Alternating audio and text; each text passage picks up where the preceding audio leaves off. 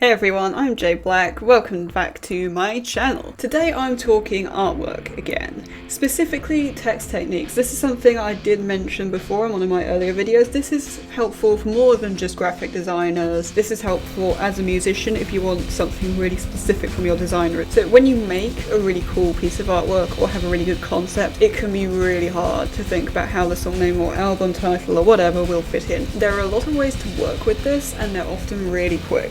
So I'm going to be showing you some of those today. Obvious example is this one here, and this is a really easy thing to do. This is texturing. It's often one of the most cohesive ways of doing it as well. What I do usually is get some basic text, usually just a white sans font, then put a paintbrush texture on top. And I have talked about this in the metal snake video. It's exactly the same technique, and you can then lower the opacity to whatever you want. You get this sort of effect. Really easy to do. You just have to choose a color. Usually I would go for black, but you can do red or blue or whatever suits the background color. So for example, if I didn't have this black edging, I'll probably go for this sort of purpley color here. You can use several colors, also across several brushes as well, to get a desired effect, which can work really well. What I've done with this particular one is I've just chosen the same texture as this edging, which I would generally recommend doing, just using a brush that you've already used, because again, that makes it look a bit more cohesive. So another brush I could have chosen in this piece is this smoke texture here, but that one's really simple to do, really easy, highly recommend. Another favorite of mine, I'll bring this one up on screen, woo! This is just basic text lighting. I'll zoom in on this so it's a little easier to see. There's more than one way to skin a cat here. Again, really simple, but can be quite time consuming. I don't recommend using white text for this because you can't get a highlight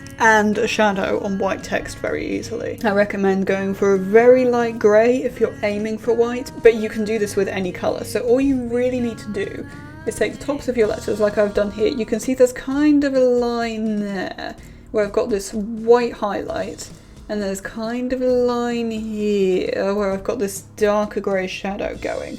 And all you need to do is get preferably an airbrush. Again, you can use a soft paintbrush for this. I personally prefer an airbrush. And you just trace it over your letters like so with your colour. I'm not actually doing this, you can tell. You can do that with your highlight and then your shadow, and then you get your base text colour and go in between if you want to make it all nice and blurry, though again, because it's blurry, obviously, it can make your text hard to read. If you don't want to go for a sort of blurry, trippy effect, you will need to get a hard edge eraser. Soft edge will not work, it won't give you the tidiness that you need, and you'll need to trim all around the edgings of the letters, and that will take forever, but it's worth it because it gives a really nice effect. You can also, very similarly, just use a base colour underneath, and that will be a drop shadow, effectively. So last but not least, woo, bring that on the screen, you can do text colouring like I've done here. This is nothing to do with song name or album title, but this is something just as a little tag in the image. Again, this is just basic white sans font, and all I've done is I've taken a green airbrush, which is the same green as on this neon line here. It's just airbrush green over the top, and this is effectively sort of artificial text colour. Because it's got green on top, it obviously looks green. And you can do this in stripes, like with the lighting, like you could do a rainbow theoretically of just red, orange, yellow, green, blue, indigo if you're fussy, violet. You could do that if you wanted to. You can combine the techniques I've talked about, so you can do lighting with your colour gradient. You can also do texturing with your colour gradient and your lighting, though that might look a little weird. One thing I do have to say is try not to do too much, because it can also make your text difficult to read, and you don't necessarily want that. If you do want extensive amounts of information on making artwork, I recommend you check out Buna's channel here. I really hope I'm pointing to the right place here, I have no idea, because she does loads of stuff about artwork. There are videos of her live recreating pieces of her own artwork, which